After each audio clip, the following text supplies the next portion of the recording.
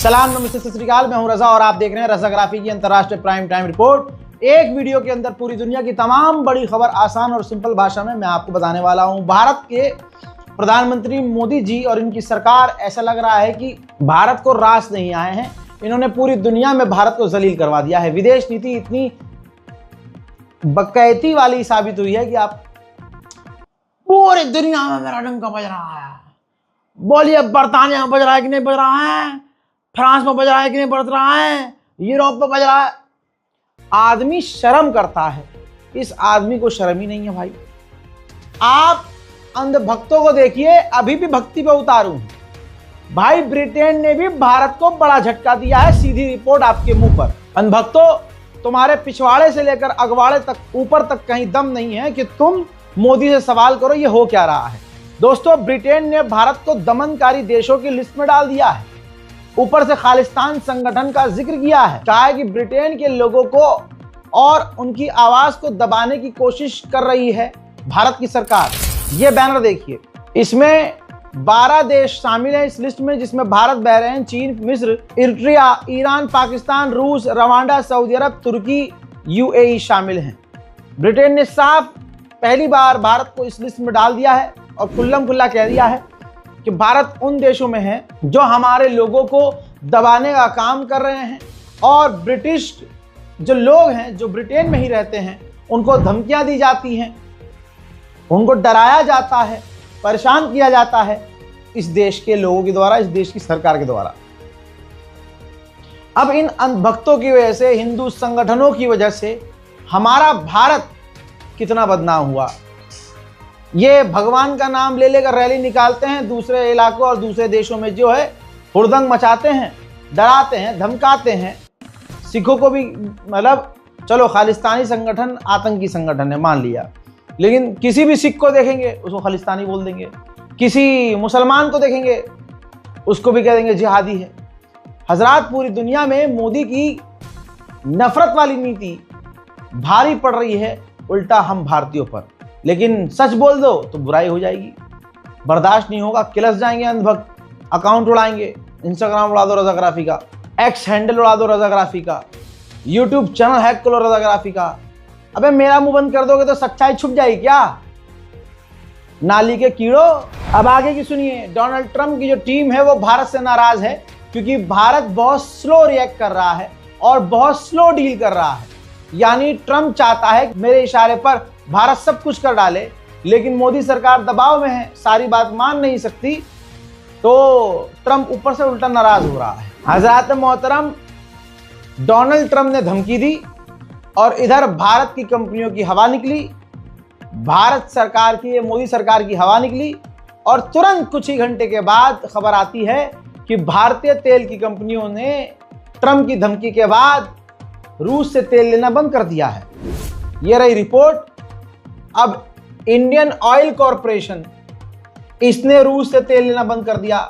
Hindustan petroleum सरकारी है, इसने रूस से तेल लेना बंद कर दिया। Bharat petroleum, Mangalore refinery petrochemical limited, इसने भी, यानी जो हिंदुस्तान की टॉप लेवल की जो कंपनियां थी तेल की, उन्होंने रूस से तेल लेना बंद कर दिया।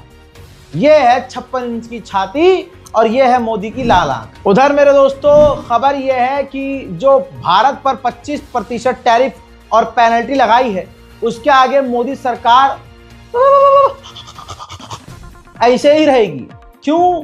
खबर यह है कि भारत जवाब ही नहीं देगा।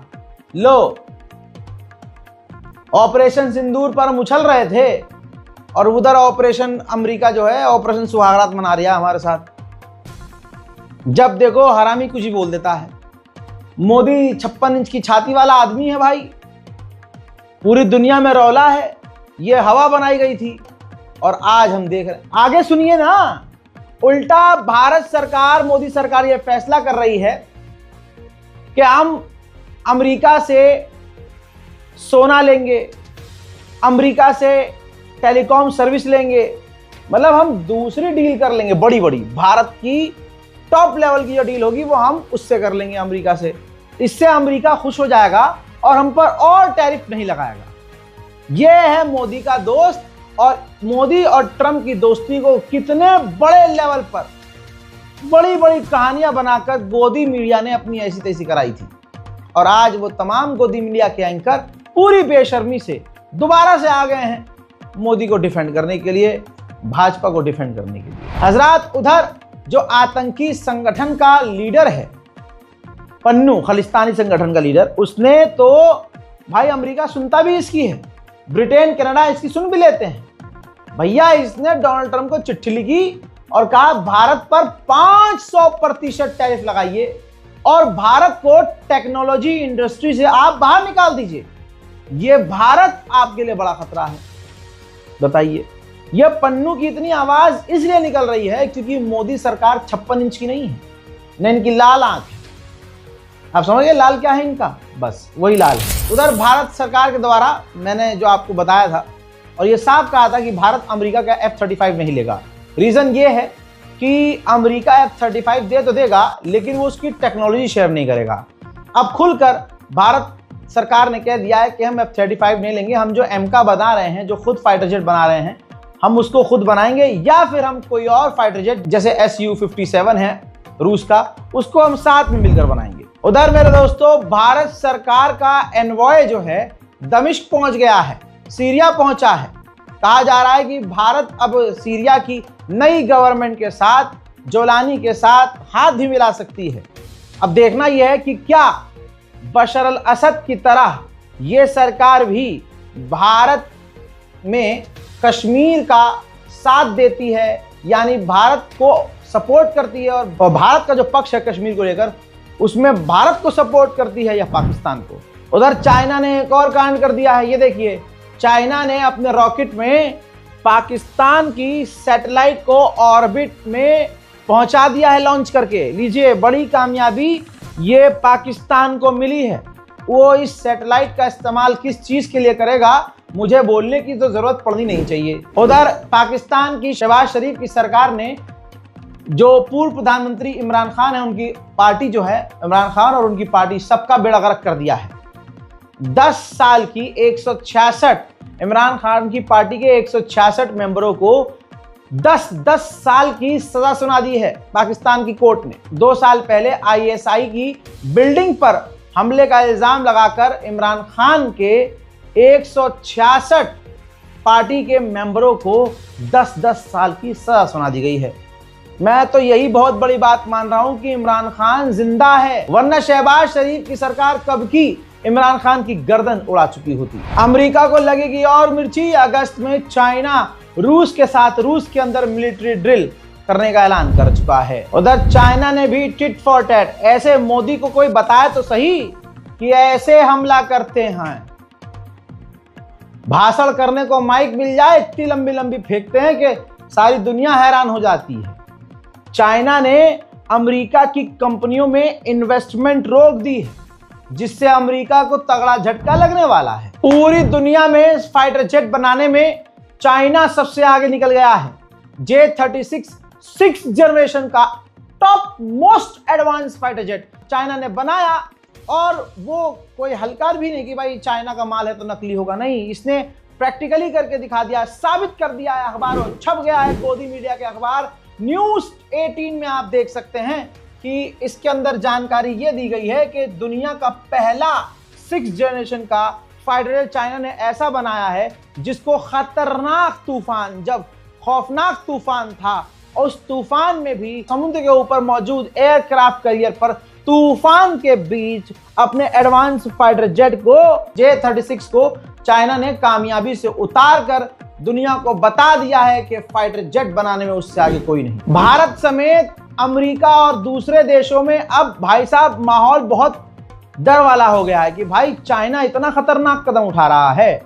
भाई third air defence system America का top most advance air defence system है। जापान, ताइवान और आसपास चीन के कई इलाकों में अमेरिका ने थर्ड एयर डिफेंस सिस्टम तैनात किए हैं। ऐसे में चाइना ने कहा कि हमने अपना J-20 स्टील्थ फाइटर जेट उड़ाया, पूरे इलाके में हमारा फाइटर जेट उड़ा, लेकिन अमेरिका के थर्ड एयर डिफेंस सिस्टम हमारे फाइटर जेट को पकड़ नहीं पाए, उनको पता भी नहीं चला। अब इस खबर के आने के बाद अमेरिका और उसके साथी काफी टेंशन में आ गए हैं। उधर थाईलैंड और कंबोडिया के बीच डील तो हो गई है, लेकिन मामला अभी भी गर्म है। दोनों देशों ने एक दूसरे पर इल्जाम लगाया है सीज फायर तोड़ने का। ये कह रहा है कि इसने गोली चला दी और वो कह रहा है इसने गोली चला दी। अमेरिका का टॉप F-35 फाइटर जेट है और साल में दूसरा ये फाइटर जेट अमेरिका में क्रैश हो गया है कल। पूरी दुनिया में F-35 अब इस वक्त जलील हो रहा है और अब कई देश इस पर भरोसा नहीं कर रहे हैं। उधर इतिहास में पहली बार ऑस्ट्रेलिया ने अपना रॉकेट लॉन्च किया।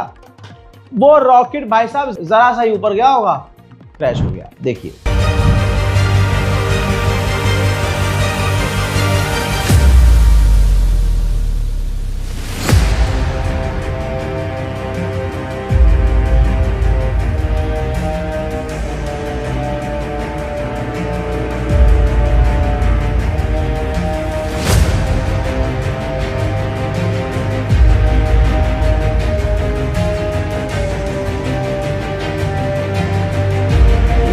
अंतरराष्ट्रीय प्राइम टाइम रिपोर्ट में फिलहाल के लिए इतना ही।